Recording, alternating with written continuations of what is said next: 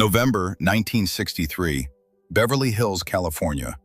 A mansion on Carolwood Drive, 11 o'clock at night. A man named Edmund Frace sits at a 9-foot Steinway concert grand in the center of a ballroom and plays Chopin with his eyes closed, and does not notice the man in dark clothes standing in the doorway, watching him. Edmund Frace is 47 years old. He studied at the Paris Conservatoire at 19, performed at Carnegie Hall at 23, and has spent the last 24 years building a reputation as one of the finest concert pianists in America. His recordings are on the shelves of people who own shelves specifically for recordings. His technique is discussed in conservatories. He is the kind of musician that other musicians describe when they want to describe what serious looks like.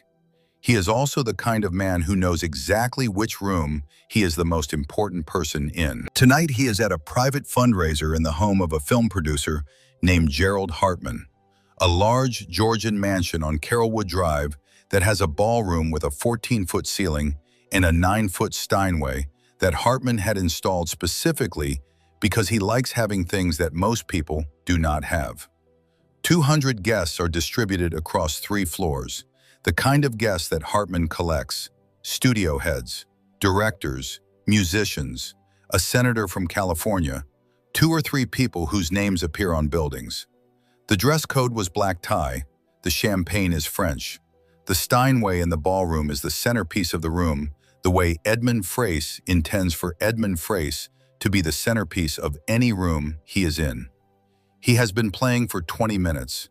The guests in the ballroom have been listening with the attentive appreciation of people who know enough to recognize that what they are hearing is exceptional, and not enough to understand precisely why. This is the audience Edmund Frace prefers. Close enough to be impressed, far enough not to ask technical questions. He finishes the Chopin. He opens his eyes. He picks up his champagne from the top of the Steinway, which is a thing he does that drives piano tuners insane, and he looks around the room. He sees the man in the doorway. Dark clothes, no tuxedo.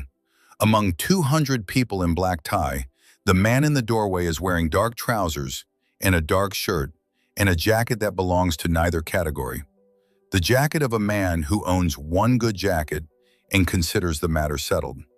He is tall and thin, and he is looking at the Steinway with the expression of someone who has heard something and is still inside it. Edmund Frace has been in rooms with famous people long enough to place faces quickly.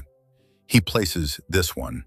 He says, loud enough for the nearest cluster of guests to hear, with the specific lightness of a man who is about to make a joke at someone else's expense in a room where he is confident of the response. Mr. Cash, do you play? Here is the story.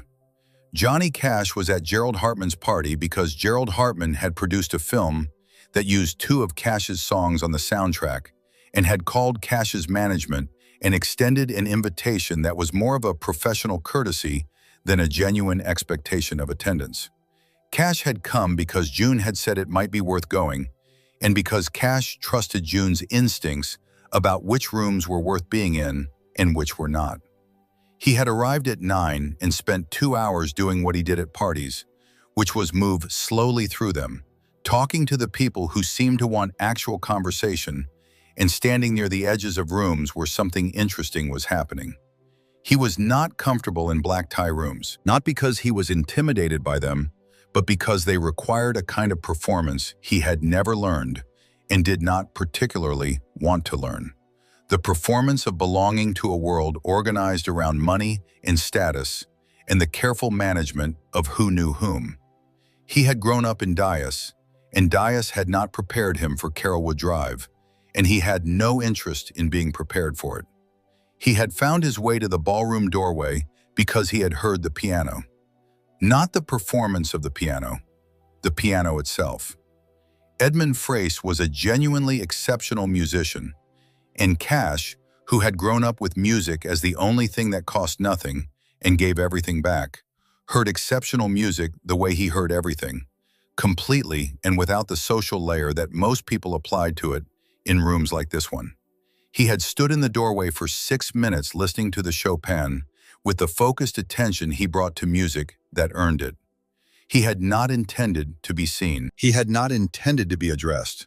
He had especially not intended to be addressed like that, in that tone, in front of the nearest cluster of guests who had now turned to look at the man in the doorway with the expression of people who have just been invited to witness something potentially entertaining. Cash looked at Edmund Frace at the Steinway. He said, "A little." Edmund Frace smiled the smile of a man who has set something in motion and knows how it ends. He said, "Please." He gestured at the piano bench with the champagne glass. The nearest guest had moved slightly closer. A thing was happening. In rooms like this one, things happening were the currency. Cash walked across the ballroom to the Steinway. He was not hurrying. He was not performing reluctance or performing confidence. He walked the way he walked everywhere, at his own speed, covering the distance between where he was and where he was going without commentary. He sat down on the bench. Edmund Frace stood slightly to the side, champagne in hand, with the expression of a man who is waiting for the punchline of a joke he wrote himself. The guests nearby had the same expression, the polite, anticipatory amusement of people who expect to be gently entertained by the spectacle of someone out of their element. Cash put his hands on the keys. "Where are you watching from? Drop your state or country in the comments. I want to know how far this story reaches." He did not play immediately. He sat with his hands on the keys for a moment, the way he sat with things before he went into them, completely still, finding something. The guests who had been smiling began to adjust their smiles slightly. The stillness was not what they had expected. It was not the stillness of someone who did not know what to do. It was the stillness of someone deciding what the room needed. Then he played. He played "Will the Circle Be Unbroken," not the way it is played at church, though it is a church song. Not the way it is played on a country record, though it is a country song. He played it the way it sounds when it comes from the place it actually comes from, which is the knowledge that the circle closes on everyone, and that this fact is not a tragedy, but a truth, and that the truth is worth singing about because the singing is the only human response to it that has ever been adequate. The 9-foot Steinway in Gerald Hartman's ballroom, filled with something that 9-foot Steinways in Beverly Hills ballrooms were not accustomed to being filled with. Not technique, not elegance, not the particular refinement of a Paris conservatoire education. Something older than any of those things and less interested in impressing anyone. Edmund Frace stopped smiling.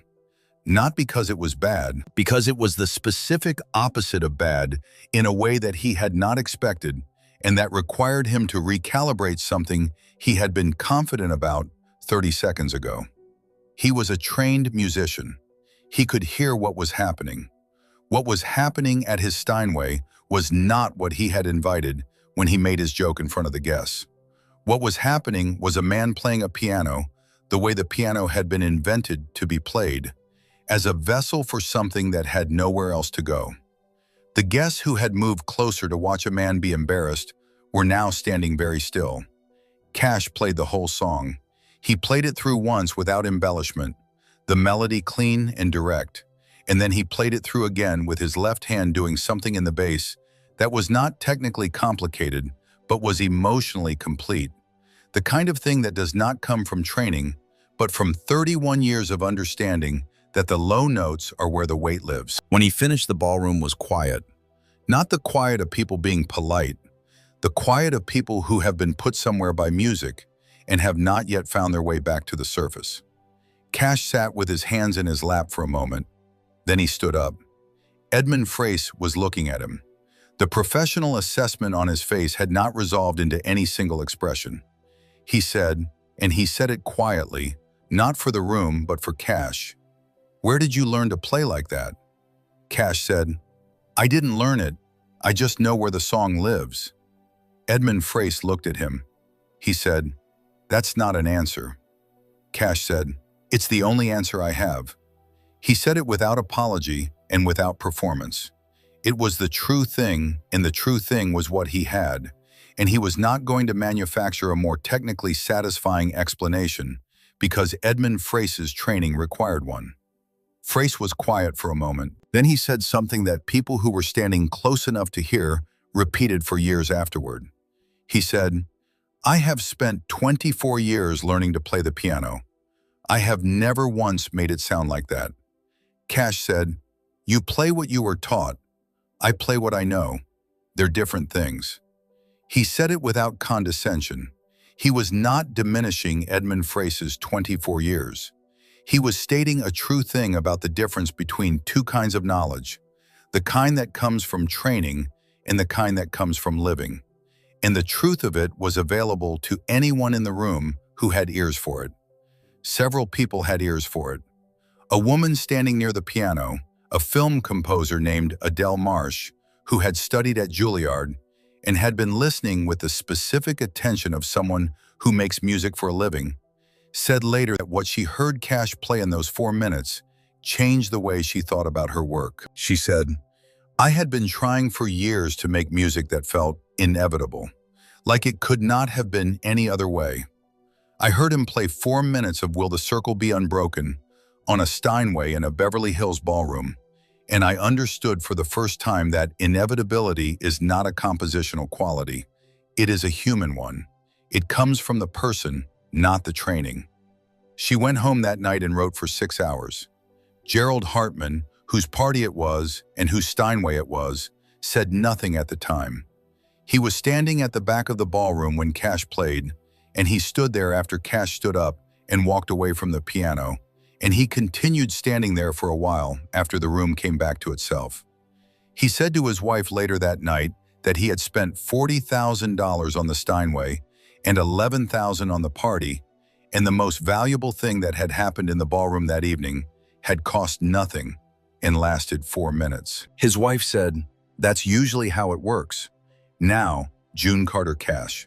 June was in the ballroom. She had been talking to a director's wife near the far wall when Cash walked in from the doorway, and she had seen the whole thing from the beginning, the joke and the walk across the room, and the stillness before the first note and the song. She did not move from where she was during any of it.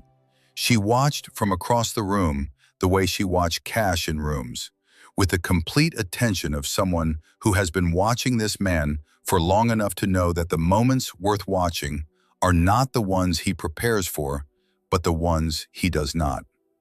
When it was over and the room was finding its way back, and Cash was walking away from the piano, June crossed the ballroom to him. She said nothing for a moment. Then she said, "Will the circle be unbroken?" Cash said, "It was the right song." June said, "It's always the right song." She said it the way she said true things, as a statement of fact rather than a sentiment. It was always the right song because it was the song about the thing that was always true, the closing of the circle, the fact that the circle closes, and the human decision to sing about it anyway, because singing about it is the only adequate response. June Carter Cash understood this in her bones, in the way that people understand things that have been in their family for generations. The Carter family had been singing about exactly this since before either of them was born, and she recognized it in what Cash had played, the way you recognize something that has always been yours. They left the party at midnight. Cash did not speak to Edmund Frace again that evening. He did not need to. The thing that needed to be said had been said at the piano, and it had been said in the only language that could carry it. Edmund Frace gave a concert at the Dorothy Chandler Pavilion 4 months later. Before the intermission, he added something to the program that was not in the printed notes. He played Will the Circle Be Unbroken. He played it simply, without the classical apparatus he usually brought to everything. He played it as close as he could get to the way he had heard it played in a Beverly Hills ballroom by a man in dark clothes who sat down without being asked twice and put his hands on the keys and found where the song lived. He did not play it as well. He knew he did not play it as well. The audience did not know the difference and applauded warmly, and Edmund Frace stood at the keyboard after the applause and understood something about the difference between the kind of knowledge that comes from 24 years at the conservatoire and the kind that comes from 31 years of being Johnny Cash, and understood that both kinds were real and that one of them could not be taught. He never made that joke again, not at that party or any subsequent party. He never again invited a man whose music he did not know into the chair at his piano with that particular tone and that particular champagne glass gesture. He had learned what that invitation was capable of producing when the wrong person sat down, and it turned out not to be the wrong person at all, but the exact right person for a song that his instrument had been waiting to play since Gerald Hartman had it delivered and installed in the ballroom on Carolwood Drive. The Steinway is still in that ballroom. Hartman sold the house in 1979, but the piano was included in the sale, as it has been in every subsequent sale of the property. The people who own the house now have no particular attachment to it. It is simply a very good piano in a very large room. But 4 minutes of what it was capable of are on record in the memories of the people who were standing close enough to hear them on a November night in 1963. Adele Marsh still talks about it. She is in her 80s now, and she talks about it the way she talks about the handful of musical experiences in her life that changed something structural in her understanding. She says, "I have heard great pianists. I have heard great musicians of every kind. I have never heard anything like those 4 minutes. Not because of what he played, because of where it came from. Where it came from was Dyess, Arkansas. The cotton rows and the radio and the mother who sang, because the singing was the only thing that cost nothing and gave everything back. The same place everything Cash did came from. The same ground, the same root system. You play what you were taught. I play what I know. 4 minutes on a Steinway in Beverly Hills. The circle, unbroken." If this story reached you, leave a comment. Tell me where you are watching from. Tell me if there is someone in your life who sat down without being asked twice and played what they knew instead of what they were taught. Those people change rooms. Hit the like button if this is the kind of story you want more of, and subscribe so you are here when the next one comes. We are not done yet.